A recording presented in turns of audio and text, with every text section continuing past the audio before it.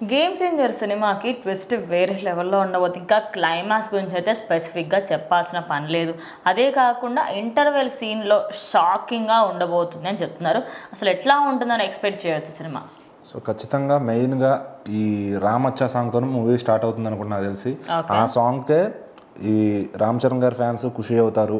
అట్లాగా red towel చూస్తే పవన్ కళ్యాణ్ గారి ఫ్యాన్స్, ఈ వీణ స్టెప్ చూస్తే చిరంజీవి గారి ఫ్యాన్స్ అందరూ కూడా కూల్ అవుతారు. వాళ్ళందరికీ ఒక ట్రీట్ అని చెప్పొచ్చు మెగా ఫ్యాన్స్కి. వాళ్ళందరూ మంచి ఆకలితో ఉన్నారు మెగా ఫ్యాన్స్. అంటే సరైన సినిమా పడట్లేదు, ఎవరో చేయట్లా. ఇలా ఒకప్పుడు లోలో ఉన్నప్పుడు రామ్ చరణ్ గారు మగధర వచ్చింది. సో మళ్ళీ లోలో ఉన్నప్పుడు రంగస్థలంతో ఇచ్చారు హై. సో ఏంటంటే ఒకసారి ఫ్యామిలీ మొత్తం డౌన్ అయినప్పుడు రామ్ చరణ్ గారు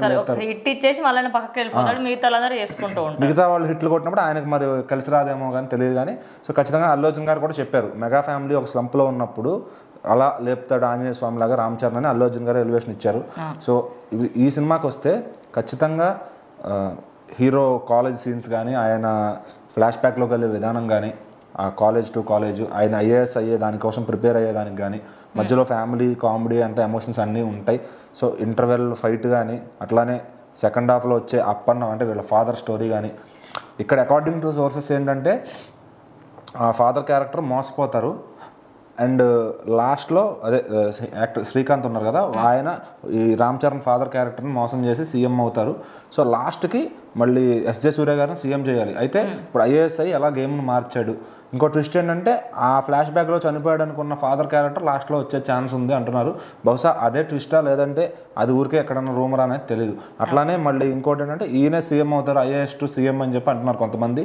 సో మరి అది కూడా ఏదైనా కానీ ఈ సినిమా అయితే అన్ప్రెడిక్టబుల్గా ఉండిపోతుంది అన్నమాట. ఖచ్చితంగా మనం చూసిన రొటీన్ స్టోరీ అయితే కాదు, ఇది ఒక కొత్త డిఫరెంట్ స్టోరీతో వెళ్తుంది. ఏదో చూడటానికి రొటీన్గానే ఉందరా అనుకుంటారేమో, బట్ ట్విస్ట్లు ప్లాట్లు ప్రతిదీ కూడా అందరికీ అన్ప్రెడిక్టబుల్ అనే విధంగా థియేటర్లో ఆడియన్స్ షేక్ అయిపోతారు ఖచ్చితంగా. సో ఇంకొక ట్విస్ట్ ఏంటంటే లాస్ట్కి పార్ట్ 2 కూడా ఉండే ఛాన్స్ ఉంది అని చెప్పి అంటున్నారు. అదే ట్విస్ట్, అసలు ఏంటి ట్విస్ట్ అనేది ఇన్ని రకాలు తిరుగుతున్నాయి సోషల్ మీడియాలో. మరి ఏది కరెక్ట్గా ఉంటుందనేది ఎవరికీ తెలియదు సినిమా వచ్చేదాకా. ఎవరో చెప్పినా నమ్మొద్దు, ఏది నిజం కాదు. ఎందుకంటే సినిమా చూసినాకే తెలుసుకోవాలి. ఒక షో అన్న జరిగిన తర్వాతే దానిలో ఉన్న ట్విస్ట్ ఏంటి అనేది బయటకు వస్తుంది. సో ఖచ్చితంగా ఆ ఒక్క షో చూడటానికి ఫ్యాన్స్ అందరు కూడా 1000 కళ్ళతో ఎదురు చూస్తున్నారు ఖచ్చితంగా. సో జనవరి నైట్ నుంచే జాతర పండగ మొదలైపోద్ది.